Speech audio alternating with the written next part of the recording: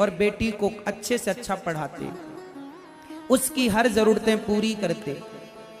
एक दिन उस लड़की को किसी लड़के से प्यार हो गया। ये बिल्कुल सच्ची घटना सुना रहा हूं, बिल्कुल आंखों देखी घटना। जिस लड़की ने ऐसा किया, उसकी मां ने ये बात मुझे रो रो करके बताई थी। सालों हो गए, ये सच्ची घटना एक माँ के साथ घटी, वो मैं आपको सुना रहा हूं। एक माँ जो सबके घर बर्तन धुलने और झाड़ू लगाने जाती, 2 पैसे बचाकर बेटी को पढ़ाती। एक दिन लड़की को किसी लड़के से प्यार हो गया। माँ ने पूछा, माँ को शक हो गया। जब वो फोन पर बात करती ना, तो माँ को लगा कि मेरी बेटी का लगता कोई चक्कर है। तो माँ ने पूछा, बेटा क्या है, तेरे को कोई लड़का पसंद हो तो बताना, हम तेरी शादी करा देंगे, लेकिन तू हमें छोड़ के भागना मत। उसने, बेटी ने कहा, माँ मैं कोई ऐसी लड़की थोड़ी हूं जो आपको धोखा देकर चली जाऊंगी ना। माँ बाप को विश्वास, अच्छा माँ बाप को अपनी औलाद पर ही तो सबसे ज्यादा विश्वास होता है। बताओ, माँ बाप को विश्वास किस पर ज्यादा है? अरे अपने बच्चों पर ही तो विश्वास होता है, और होता किस पर है? तो माँ बाप को विश्वास था कि मेरी बेटी कभी गलत रास्ते पर नहीं जाएगी। अंत में क्या हुआ, उस लड़की ने जिस लड़के से वो प्यार व्यार करती थी, उस लड़के के साथ भाग गई। जबकि माँ बाप बड़े भोले थे, सीधे थे।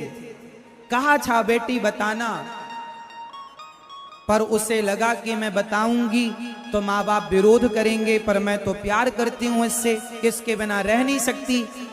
जिस माँ बाप ने तुम्हें जी जान से प्यार किया, क्या तुमने कभी उनके बारे में सोचा कि वो माँ बाप तुम्हारे बिना कैसे रहेंगे?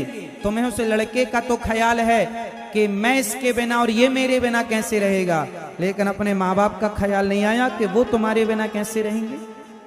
वो लड़की भाग गई। अब वो माँ मेरे पास आई, रोने लगी, महाराज मैंने इतने सपने संजोए, अब मैं क्या मुंह लेकर गांव जाऊं? गांव जाऊंगी, ताने मारते हैं गांव वाले, लो बड़ा बेटी को पढ़ाने गई थी, भाग गई तेरी बेटी। सारा गांव ताने मारता है। ऐसे में क्या होता है कि एक माँ बाप अपनी बेटी के लिए इतना अच्छा सपना देखते हैं, और जब वो बेटी भाग जाती है ना, तो जो 10-20 माता पिता और होते हैं, वो अपनी बेटी को उसी नजर से देखने लगते हैं कि कल को कहीं हमारी बेटी तो नहीं भाग जाएगी। ऐसे में कुछ माँ बाप इस डर से अपनी बेटियों को पढ़ाते लिखाते नहीं कि तुम्हें चूल्हा ही तो फूकना। अरे हर माँ बाप चाहते हैं कि मेरी बेटी पढ़ लिख कर बड़ी बने, लेकिन कुछ बेटियों की गलती के कारण जो माँ बाप का विश्वास तोड़ देती हैं, तब एक मछली पूरे तालाब को गंदा कर देती है। उसी तरह एक लड़की जब गलत निर्णय लेती है, तो और सारे माँ बाप भी अपनी बेटियों को उसी नजर से देखने लगते हैं कि कहीं मेरी बेटी भी तो नहीं मुझे धोखा दे देगी। इसलिए कुछ माँ बाप अपनी बेटियों को पढ़ाते नहीं। इसलिए ये जिम्मेदारी हर बेटी की है, हर भारत की बेटी की, कि यदि माँ बाप ने आप पर विश्वास किया है तो प्राण चले जाएं तुम्हारे, पर माँ बाप के विश्वास को मत जाने देना। माँ बाप के विश्वास की रक्षा करना ये बेटी का धर्म है या नहीं? जोर से। यदि माँ बाप का धर्म है बेटियों को पढ़ाना, तो बेटियों का भी धर्म है कि वो अपने माँ बाप के विश्वास की रक्षा करें। बताओ ये बात सही है या गलत है? माँ बाप के विश्वास की रक्षा कौन करेगा? बेटा करेगा, बेटी करेगी। तुम ऐसा कोई गलत काम ना करना कि तुम्हारे माँ बाप को शर्म से सिर झुकाकर चलना पड़े। कुछ ऐसा पढ़ लिख जाना मेरी बहनों, कुछ ऐसा कर दिखाना कि आपके माँ बाप गर्व कर सकें कि ये मेरी बेटी है, ये मेरा बेटा है। प्यार व्यार के चक्कर में ना पड़ना। हाँ, एक गीत तो सुना होगा, प्यार व्यार का ज्यादा लफड़ा ना पाला करो।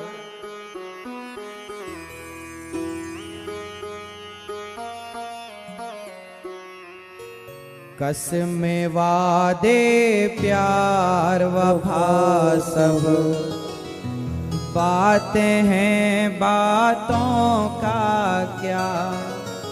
कोई आपसे कहे कि हम तुमसे प्यार करते हैं, तुम्हें कोई आई लव यू कहे तो उसका आई लव यू से वापस कर दिया करिए, ले तेरा आई लव यू रख, हम तेरे से नहीं।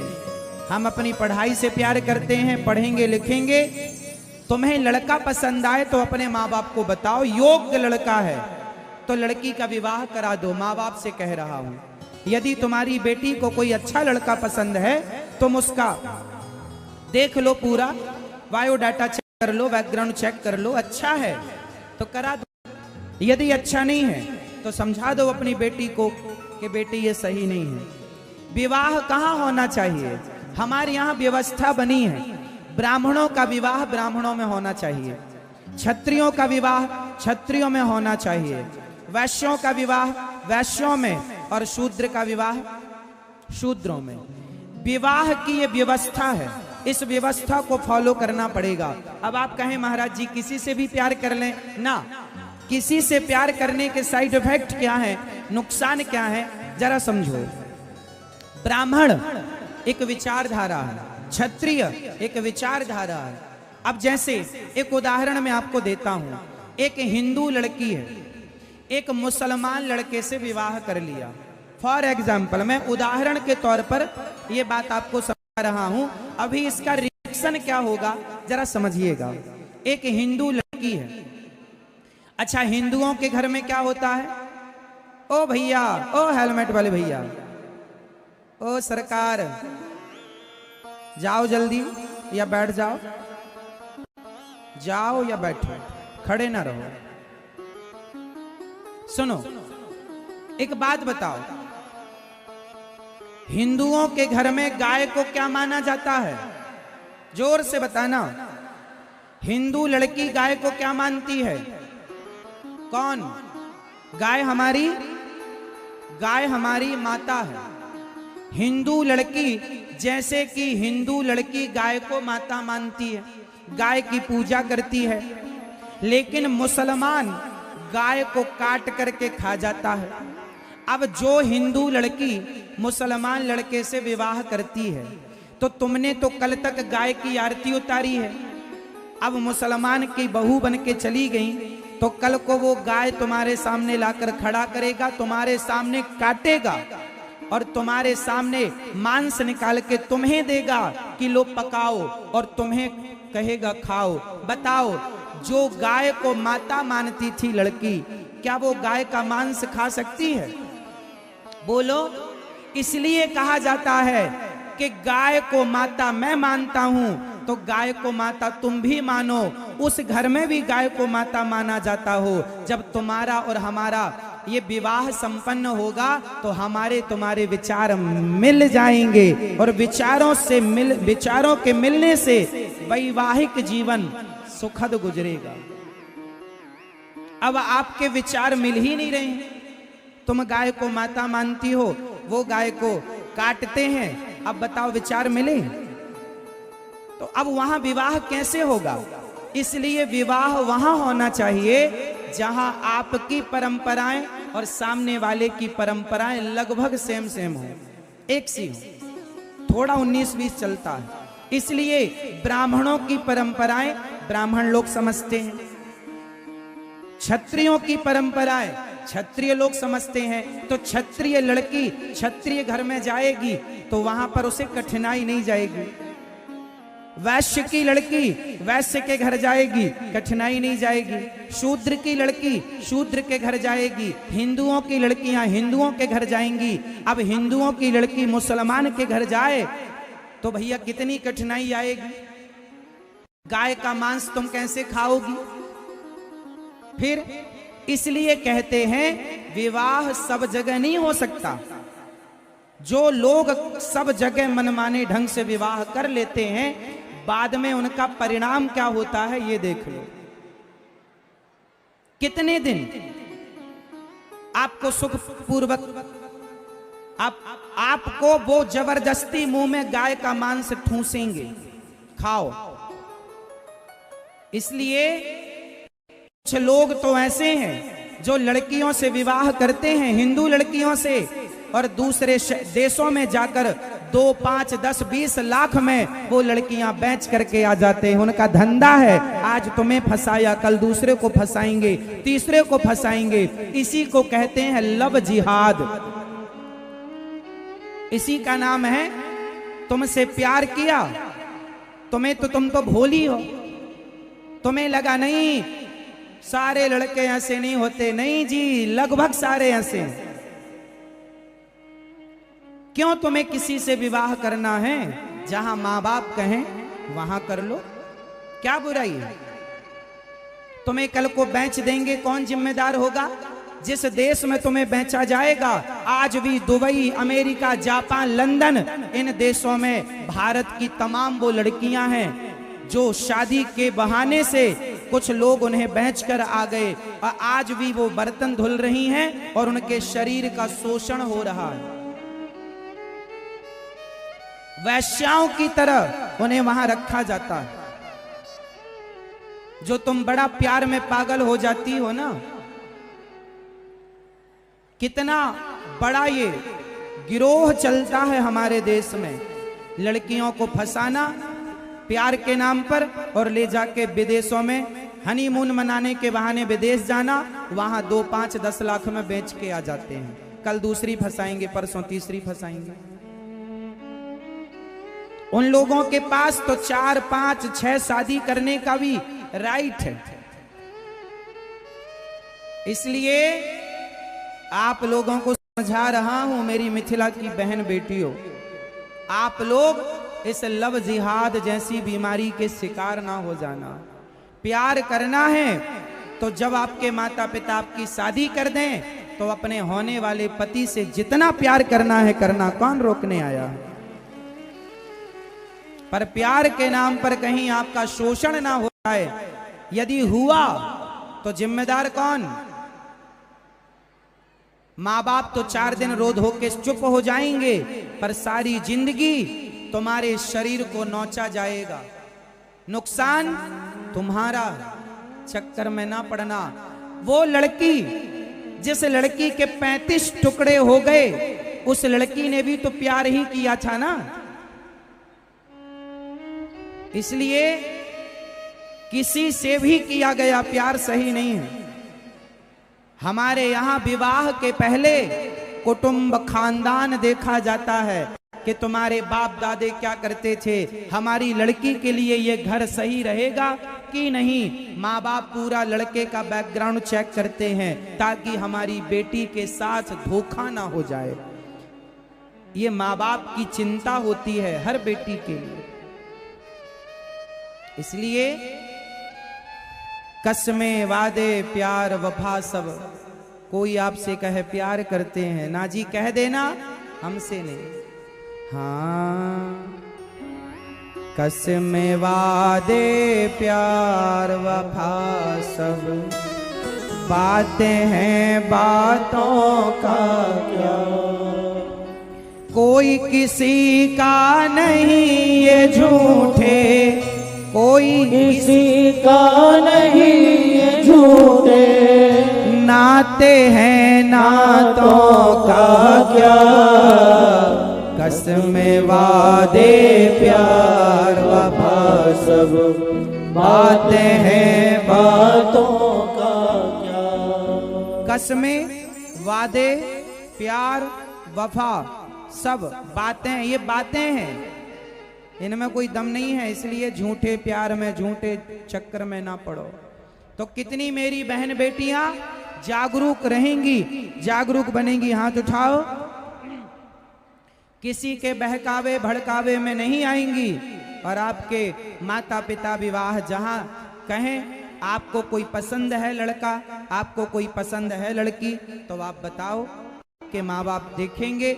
यदि लड़की ने जिस लड़के को पसंद किया है यदि योग्य है तो माँ बाप को चाहिए कि कर देना चाहिए। यदि योग्य है तो, यदि सब सही है तो कर दो। सही है तो बेटी की भी मर्जी, बेटी की भी इच्छा का ख्याल माँ बाप को रखना चाहिए, पर वो ख्याल रखो जो ख्याल रखने लायक है। और बेटियों को भी किसी से भी दिल ना लगाना, किसी से भी प्यार ना कर लेना। कलयुग चल रहा है, कलयुग तो आज उल्टी गंगा बहा रहा है। माता पिता को बेटा ठोकर लगा रहा है। हाँ, तब एक ही था रावण और एक ही थी सीता। तब एक था रावण, तब एक ही थी सीता। तब एक ही था रावण और एक ही थी सीता। तब एक ही था रावण और एक ही थी सीता।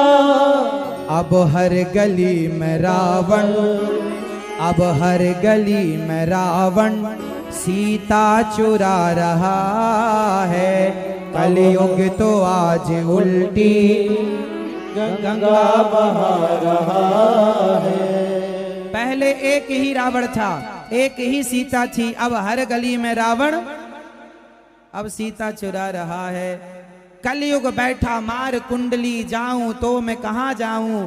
हर घर में अब रावण बैठा, इतने राम कहां से लाऊं। अब तो घर घर रावण है।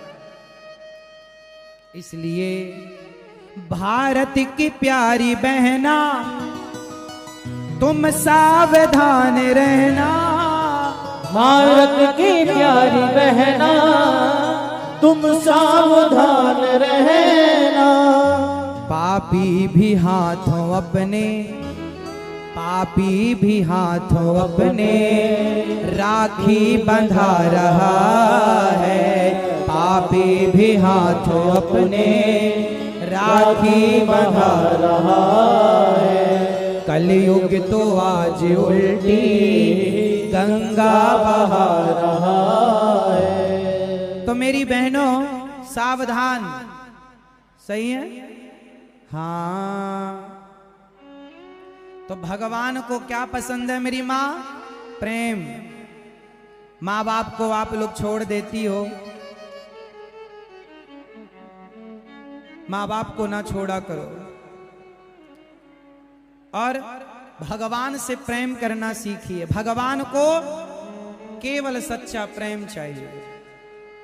प्रेम किसे कहते हैं? अब मैं प्रेम की परिभाषा बताऊं।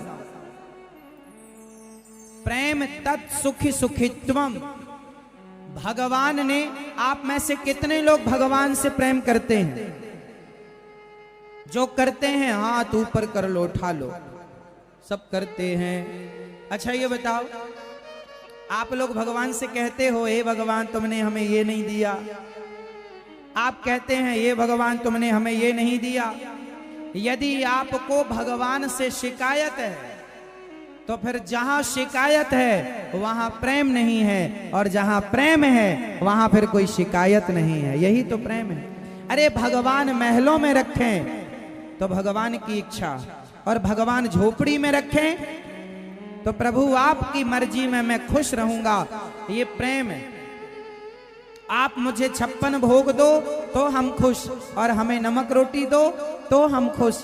आपकी इच्छा यदि ऐसी है तो हम ऐसे ही खुश। हर स्थिति में प्रसन्न रहना ये प्रेम है। हर परिस्थिति में खुश रहना ये प्रेम है।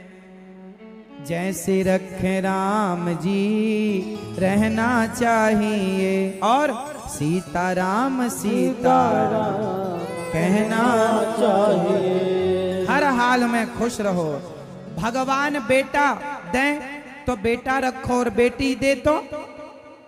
एक मैया भगवान से बोली हे भगवान बहू के बेटा ही होना चाहिए, मैं 2 किलो लड्डू चढ़ाऊंगी। लेकिन बहू के बेटी हो गई।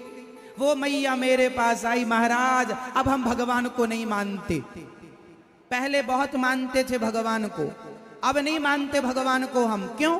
क्योंकि हमने कहा था भगवान से हमारी बहू के बेटा ही होना चाहिए, बेटी हो गई। हमने कहा मैया भगवान तुम्हारे बाप के नौकर हैं क्या?